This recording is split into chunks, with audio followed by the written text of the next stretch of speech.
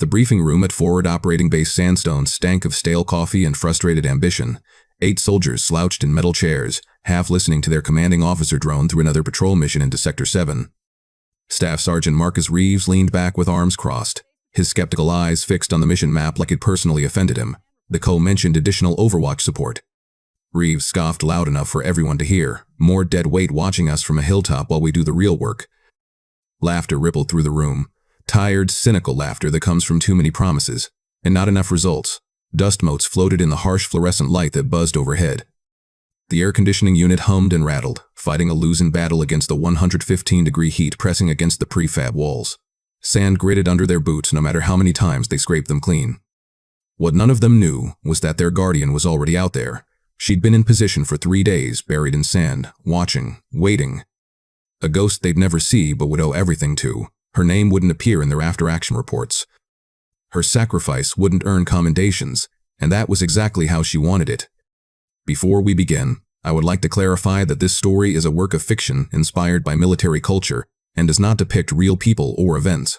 Sarah Vance was 37 years old and had been erased from official existence for the past 14 years. Her personnel file, buried in classified databases only 7 people could access, listed her as Observer 7, no rank. No unit designation, just a number and a mission parameter. Provide invisible overwatch for designated patrols in hostile sectors. She had average height and weathered features that could belong to any woman who'd spend too long under unforgiving suns, but her eyes gave her away to anyone trained enough to notice. They calculated distance instinctively, measuring range and windage even in casual conversation. Not that she had casual conversations anymore. The Ghost program had recruited her 11 years ago after Kandahar. Back then, she'd been a forward observer with a promising career and a laugh that came too easily. Then came the mission where she'd called in fire support too visibly, and an RPG had turned her spotter into a memory that still woke her some nights. The lesson had burned itself into her soul with the precision of a brand. Being seen means being targeted. So she'd buried that younger version of herself, the woman who joked with her unit, who'd sent letters home, who'd believed visibility equaled value. She'd chosen to become a function instead of a person. And she'd never regretted it. The training had lasted 18 months with a 93% dropout rate. Most candidates couldn't handle the isolation. The psychological screenings weeded out anyone who needed validation, acknowledgement, or human connection beyond the mission. Sarah had passed every evaluation without flinching. Her psychological profile, written in the clinical language of military assessment, read like an indictment, detached. Unsuitable for team integration, demonstrates abnormal comfort with prolonged solitude. Recommendation, solo operations only. They'd meant it as a warning. She'd read it as a job description. Now she was the longest-serving Ghost operative in the program. Most burned out within 2 years. The combination of physical punishment and psychological erasure proved too much. But Sarah had found something almost like peace in the work, because every soldier who walked through her sector unaware was a life she'd preserved. And that math worked for her. 3 days ago, she'd inserted into her current position a ridge overlooking the Valley Reaper, 1/6 which averse. She'd moved only to adjust her rifle or relieve herself into a tube system designed for exactly this purpose. She'd eaten nothing but electrolyte tablets dissolved in rationed water. She hadn't slept more than 20-minute intervals, timed to her body's circadian low points. Through her scope, she'd already identified 3 insurgent positions the patrol would encounter. Her orders were clear: intervene only when necessary, ensure zero awareness of her presence, leave no trace. The patrol survival was the mission. Her invisibility was the method. She watched now as Reaper 1/6 prepared to move out from the base. Staff Sergeant Marcus Reeves, 32, decorated for valor in 2 previous deployments, but arrogant enough to believe technology trumped terrain knowledge. Corporal Jake Sullivan, 28, and cautious. The kind of soldier who actually listened when the desert whispered its warnings. Specialist Emma Torres, 25. Their medic with a sharp tongue and sharper instincts, and Private First Class David Chen, 22 and eager, so eager to prove himself that it made him reckless. Sarah had memorized their faces, their gaits, their weapon preferences. She knew Sullivan favored his left knee after an old injury. She knew Chen carried too much gear because he feared being unprepared. She knew Torres double-checked her medical supplies compulsively. And she knew Reeves pushed too hard because he mistook speed for decisiveness. They were her responsibility now. And they'd never know she existed. What would you have done in her position? Could you have chosen invisibility over recognition? Could you have buried yourself alive just to keep strangers breathing? The patrol moved out at 0600 hours, under a sky already bleached white with heat. Temperature climbed toward 120 degrees as the sun cleared the horizon. Heat shimmer rose from the dunes like invisible columns, bending light until distance became guesswork. Reeves set a punishing pace despite Sullivan's quiet warnings about heat casualties. Sarah tracked them from her position 800 meters north, covered in desert camouflage netting that broke up her outline against the ridge. Her face paint matched the sand and rock. She breathed through a cloth to minimize her thermal signature. She hadn't moved in 4 hours, except to shift her rifle 3 degrees to maintain optimal sight lines. Her knees ached with a deep, grinding pain that she'd learned to file away in a mental drawer labeled irrelevant. Her eyes burned from staring through the scope, but she blinked in timed intervals to keep her vision sharp. At 0900 hours, she spotted the first threat, Insurgent Spotter, 600 meters east of the patrol's projected path, using a cell phone to call in their position. Sarah calculated instantly, wind at 7 miles per hour from the west, temperature affecting her bullet's trajectory by 2 inches at this range, target semi-stationary, but with potential for sudden movement. She didn't take the shot. Killing him would leave a body that might be discovered. Questions would be asked. Patterns would emerge. Instead, she adjusted her aim and fired into the rocks 30 meters from his position. The ricochet sounded like a near miss from entirely the wrong direction. The spotter's head snapped around in panic. He dropped the phone and ran, convinced he'd been spotted by the patrol or some passing aircraft. The call disconnected mid-sentence. Reeves and his team heard nothing but distant wind and their own labored breathing. They marched on, unaware that death had just been scheduled and then canceled. Sarah chambered another round and continued her vigil. By 1400 hours, the patrol reached a dried-up oasis marked on their maps as a potential rest point. Torres insisted they stop. Even she was showing heat exhaustion despite proper hydration discipline.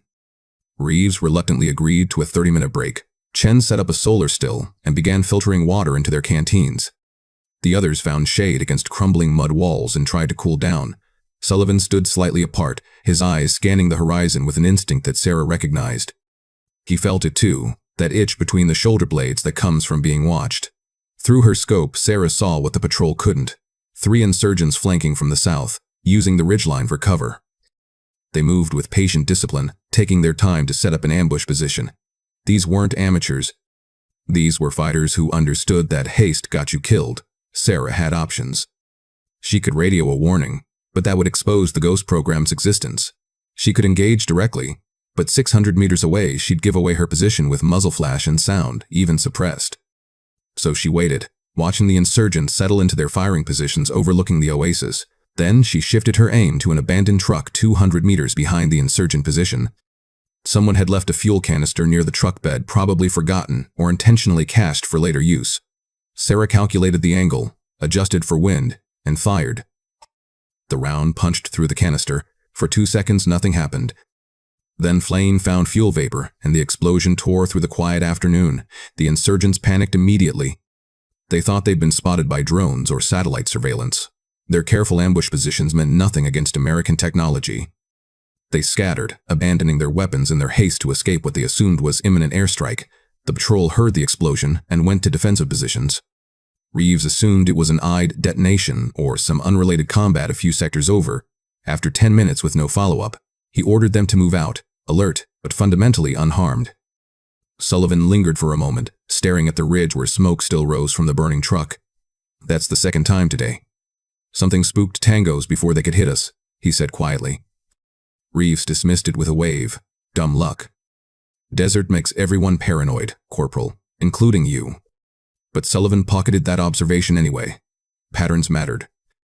And this felt like a pattern. Temperatures plummeted to 45 degrees after sunset. The desert's cruelty operated on both extremes.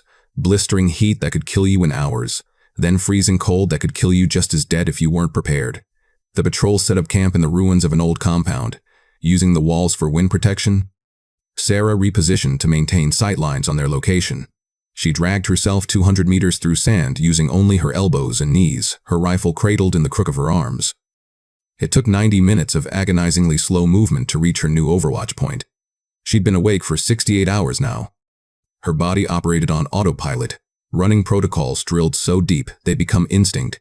Hunger was background noise. Exhaustion was irrelevant.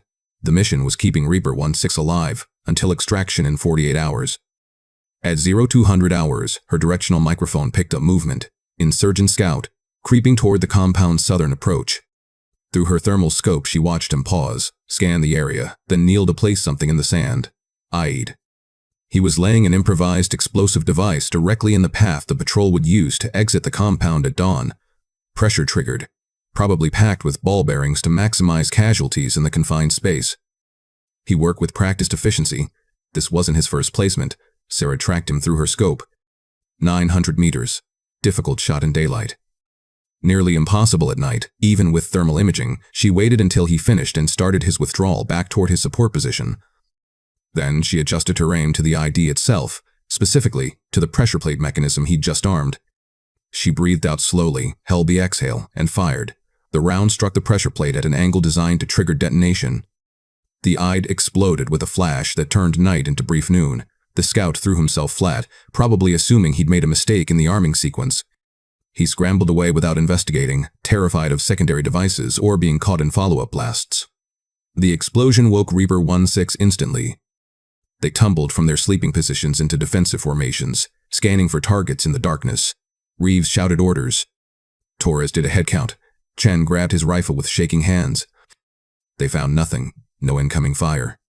No follow-up attack, just a crater 50 meters from their exit route, and the fading echo of the blast rolling across empty desert.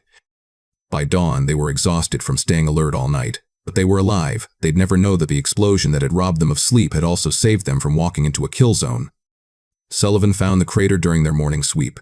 He studied the blast pattern with a frown. This doesn't make sense, Sarge. Pressure plate trigger in our exit path, but detonated hours before we would have reached it. Reeves, running on too little sleep and too much adrenaline, snapped at him. Maybe the bomber was incompetent. Maybe a animal triggered it. Maybe we got lucky. Stop looking for ghosts, Sullivan. But Sullivan wasn't looking for ghosts. He was looking for patterns. And 3 incidents in less than 12 hours formed a pattern that defied coincidence. He said nothing more, but during their next rest stop, he found something that made his blood run cold. A single spent brass casing, NATO issue, partially buried in sand near where they'd rested at the oasis. The wind had disturbed it just enough to catch sunlight. Sullivan palmed it without showing the others. He didn't know what it meant yet, but he knew it meant something. Would you have spoken up?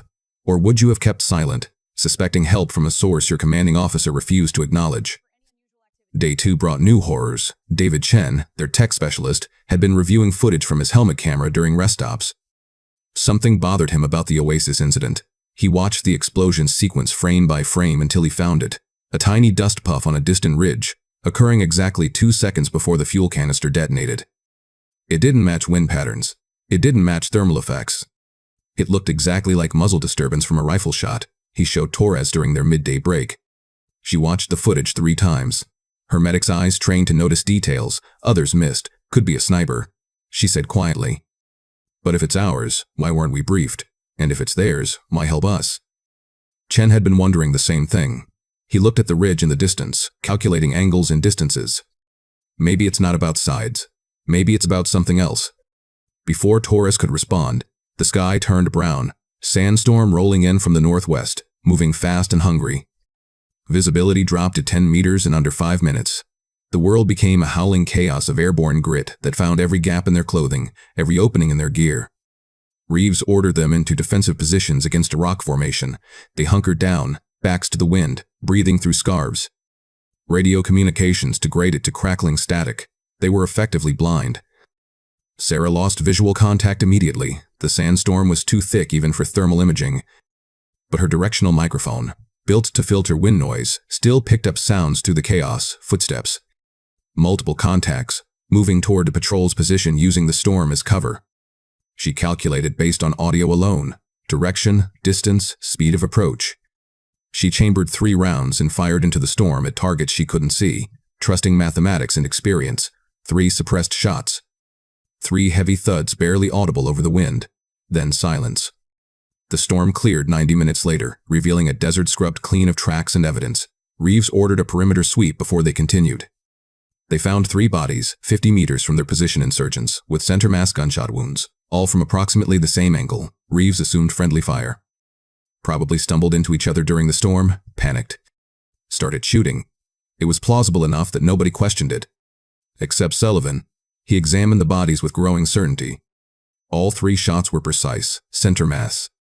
No panic spray. No wild shooting. This was controlled fire from someone who knew exactly where their targets were, despite being unable to see them. He stood and scanned the horizon slowly. Somewhere out there, someone was watching over them. Someone with skills that defied normal combat parameters. Someone who didn't want to be found. That night, after they'd set camp and the others were trying to sleep, Sullivan approached Reeves. "Sarge, we need to talk about something." Reeves looked up from his map, irritated. "Make it quick, Corporal. I think we have a guardian angel." The words hung in the air between them. Reeves blinked, then laughed short and harsh. "You believe in ghosts now, Sullivan? Desert getting to you?" "I believe in patterns, Sarge. 3 ambushes detected before they could spring. Threats eliminated in ways that seem coincidental until you add them up. And I found this." He produced the brass casing. Reeves examined it under his red lens flashlight. NATO round, weathered. Could have been there for weeks, could have been there for hours. This proves nothing. It proves someone else is out here. And they're keeping us alive. Reeves handed back the casing. His expression had shifted from dismissive to thoughtful. "Even if you're right, and that's a big if, what do you want me to do about it?" "Report to command that we think a friendly sniper is providing unauthorized support. They'll pull us out and psych-eval the whole team." Sullivan nodded slowly. "So we just keep walking, trusting something we can't confirm?" "We keep walking," Reeves confirmed, "and we stay alert. If there's really someone out there watching over us, then our job is to make their job easier by not being stupid." He paused. "And Sullivan? Don't share this theory with the others. Torres and Chen are already spooked enough." That night, Sullivan stood outside their perimeter, looking at the star-scattered sky. He spoke softly to the darkness. "If you're out there, thank you. We don't know who you are, but thank you."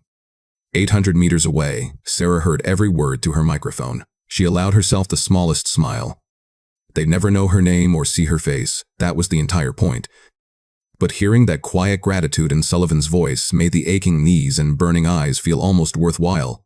She adjusted her scope for the next day's route and continued her watch. Day 3 brought their true test. Intelligence had reported insurgent forces massing near an abandoned village along their route. Reaper 16 was ordered to conduct reconnaissance and report back, explicitly ordered not to engage. Reeves studied the approach on his map. The village sat in a natural bowl with a narrow canyon providing the only cover for their advance. Sullivan's instincts screamed danger. "Sarge, this is a perfect kill box. If they know we're coming, command says satellite imaging shows minimal activity. We go in quiet, observe, report, and extract." Reeves's tone left no room for argument. But satellite imaging couldn't see what Sarah saw from her elevated position. 40-plus insurgents fortified throughout the village. RPG teams positioned to cover the canyon approach, heavy machine guns mounted in windows with overlapping fields of fire. This wasn't minimal activity. This was a prepared massacre. The patrol began their approach at 1400 hours. Sarah watched them funnel into the canyon, completely exposed, walking toward slaughter.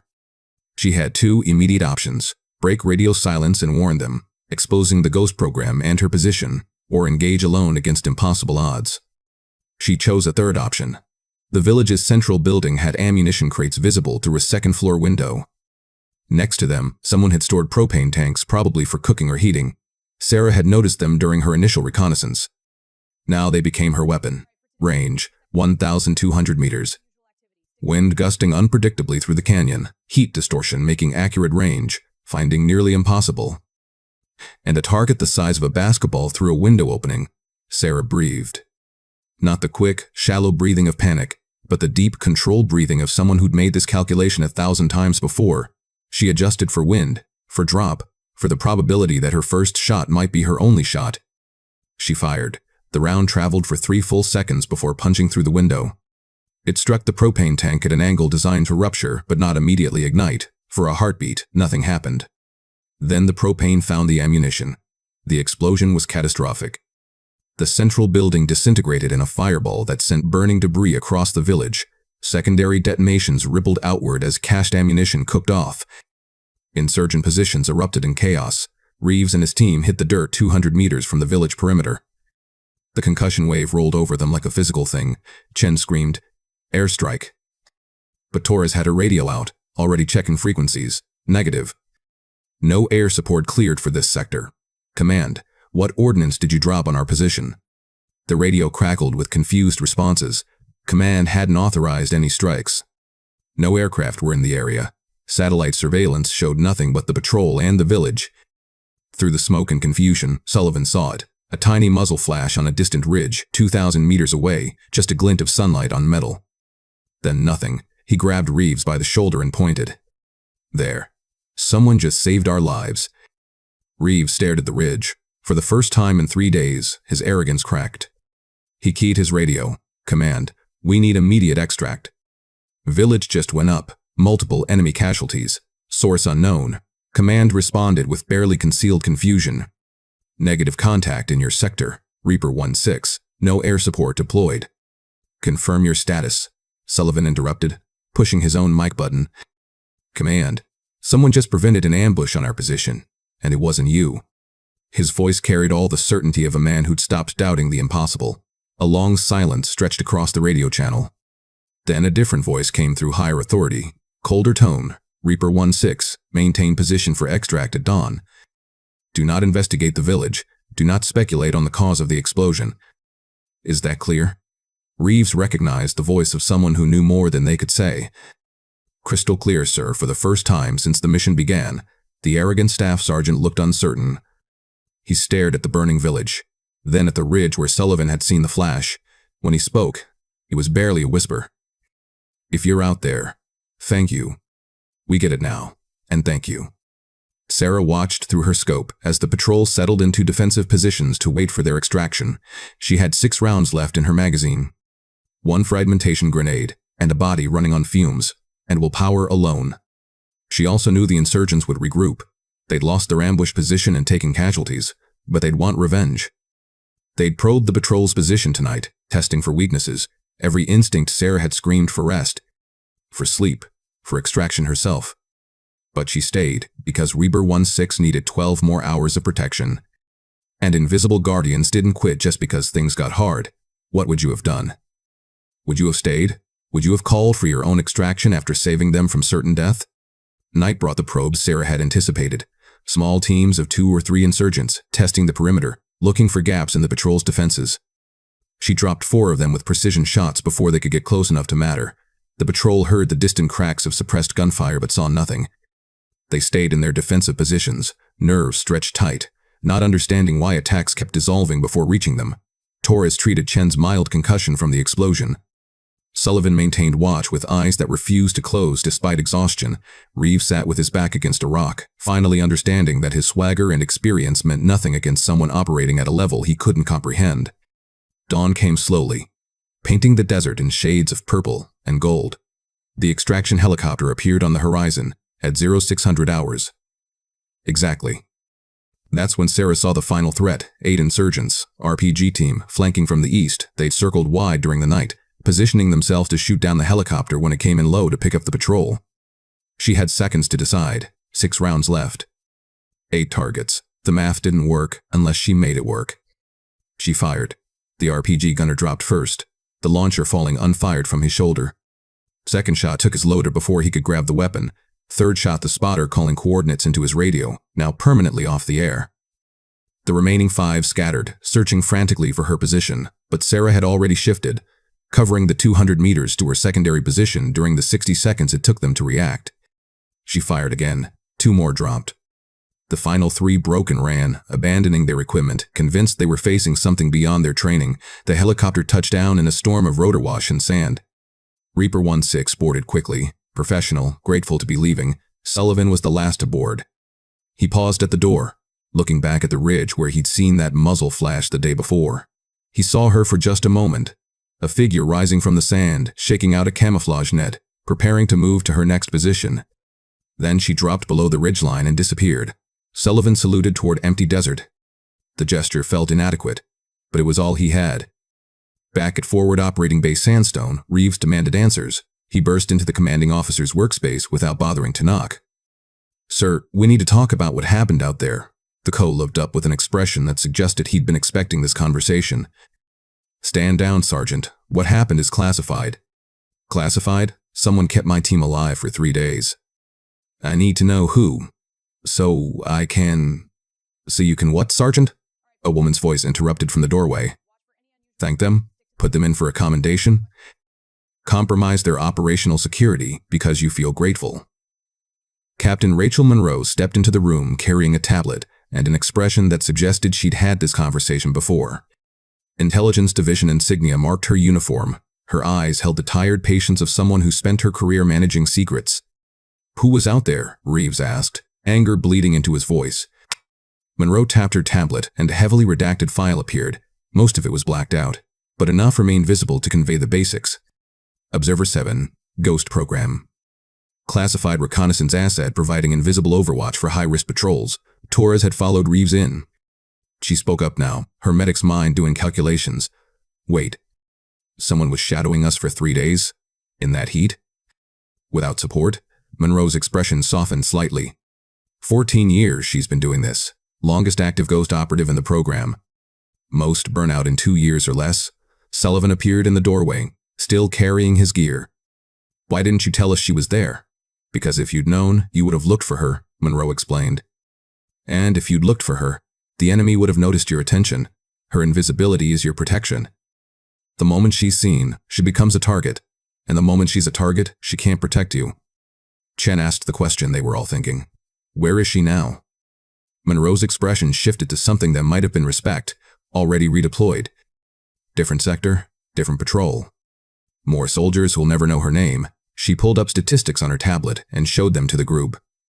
Sector 7 has a 93% survival rate for patrols, highest in theater. Command officially attributes it to terrain advantages and superior training, but unofficially.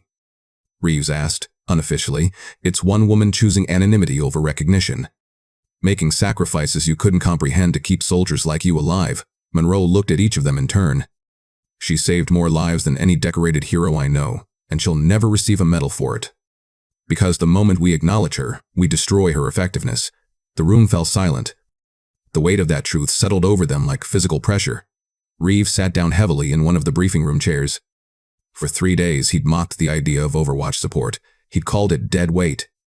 He pushed his team hard because he thought speed and aggression trumped caution. Now he knew someone had endured conditions that would break most soldiers just so he could walk through a kill zone blind and ignorant.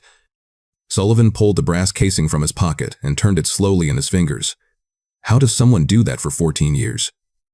Monroe considered the question carefully, the same way anyone does anything extraordinary, Corporal. One day at a time, one decision at a time to put the mission above their own comfort, above their own recognition, above their own life, if necessary.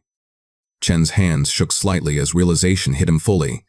We joked about the heat, complained about being tired, about how hard the march was.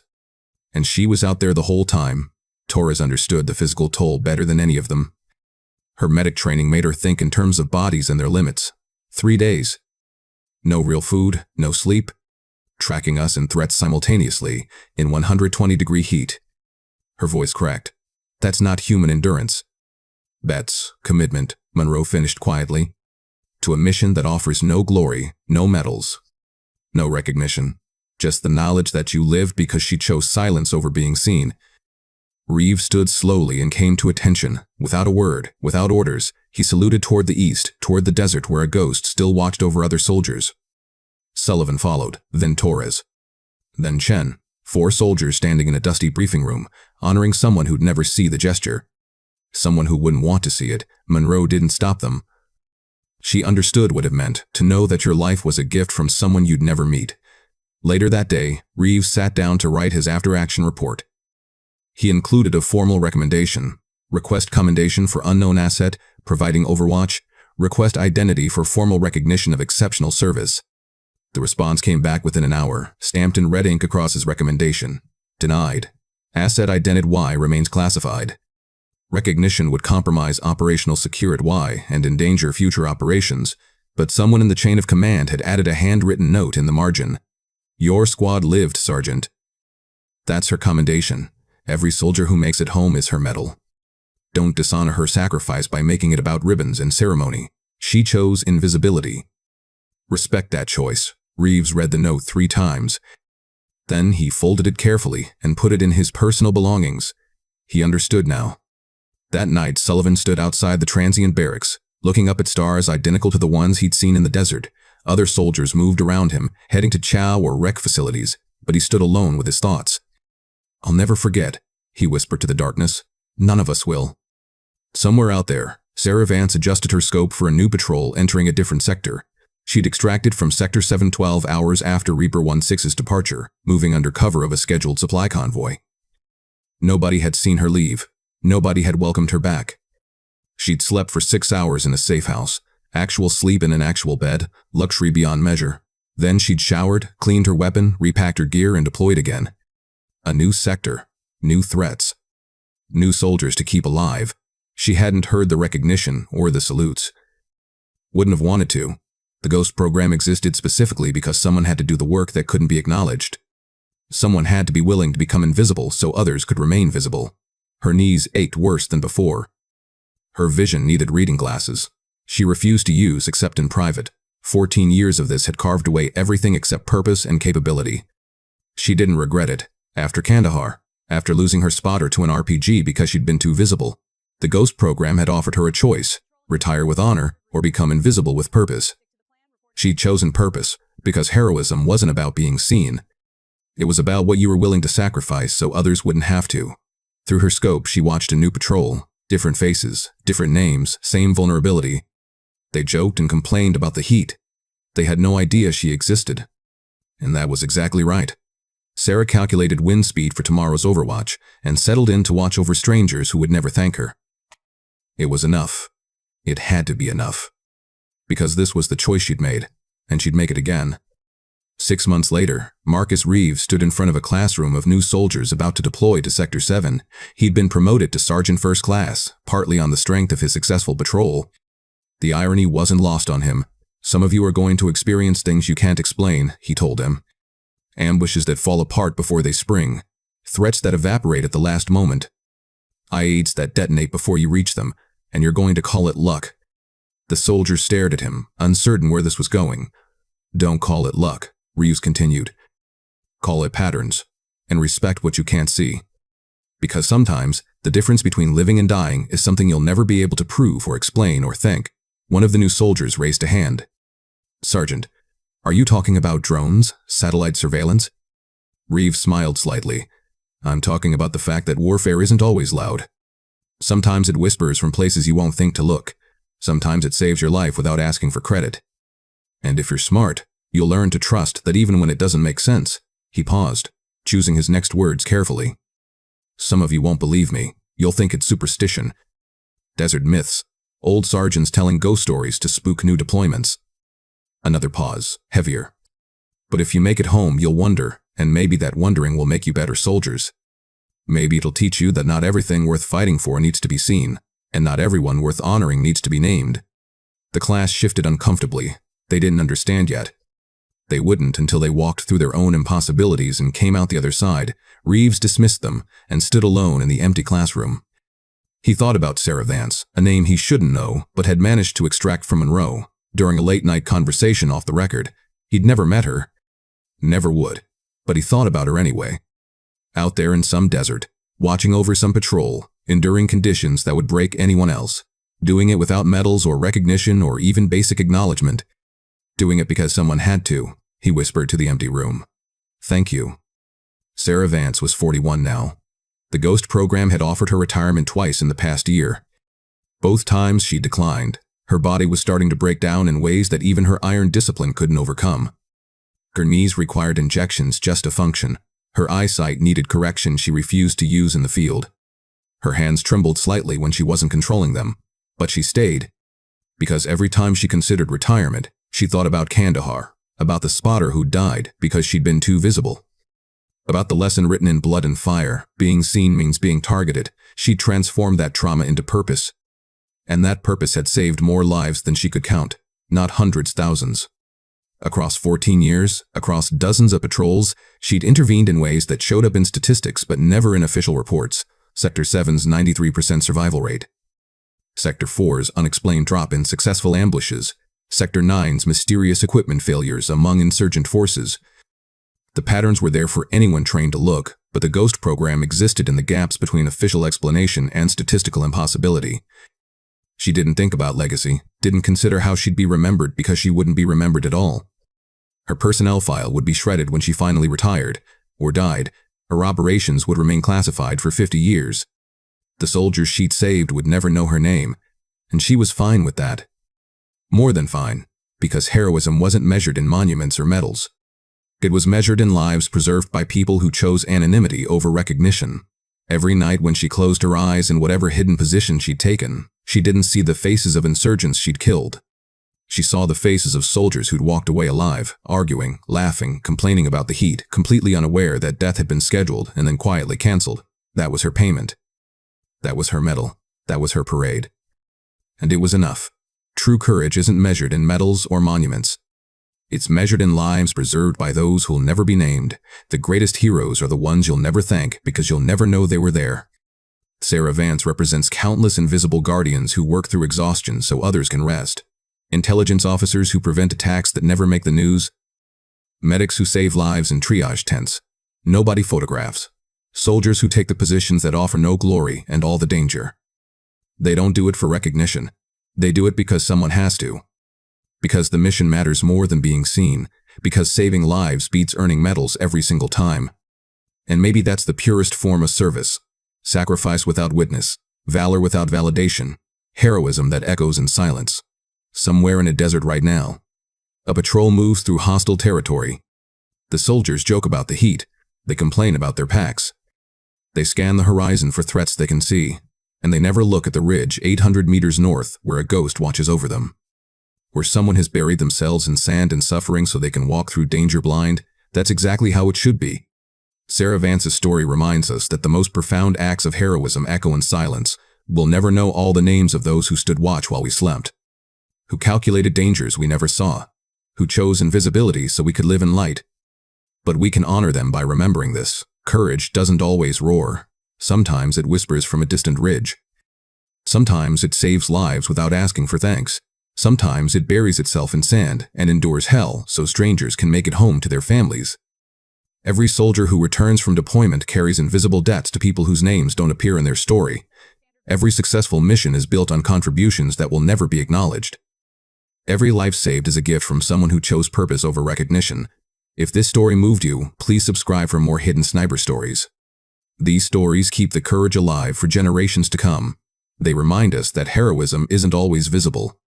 That sacrifice doesn't always seek recognition. That the truest acts of valor often remain hidden. And remember, somewhere out there right now, someone you'll never meet is making sure you make it home. Someone is enduring conditions you couldn't imagine to keep you safe. Someone has chosen invisibility so you can remain visible. Tell us in the comments, how do you honor the invisible heroes in your life? The teachers who stayed late? The medics who worked through exhaustion? The guardians whose names you'll never know, but whose impact you'll carry forever? Because Sarah Vance is real. Not her specifically, but what she represents. The quiet professionals. The invisible guardians. The ones who measure success in lives saved rather than recognition earned. They exist, they're out there right now. And they don't need our thanks, but maybe they deserve our recognition that some debts can never be fully repaid. Some sacrifices can never be adequately honored. Some heroes will never step into the light. And that's okay, because they chose the shadows so we wouldn't have to. Subscribe, share this story. And the next time you make it home safely from anything, a deployment, a dangerous job, a difficult situation, remember that your success might have invisible architects, people who labored in shadows so you could stand in light. People like Sarah Vance, the silent guardians we'll never see but will always owe everything to.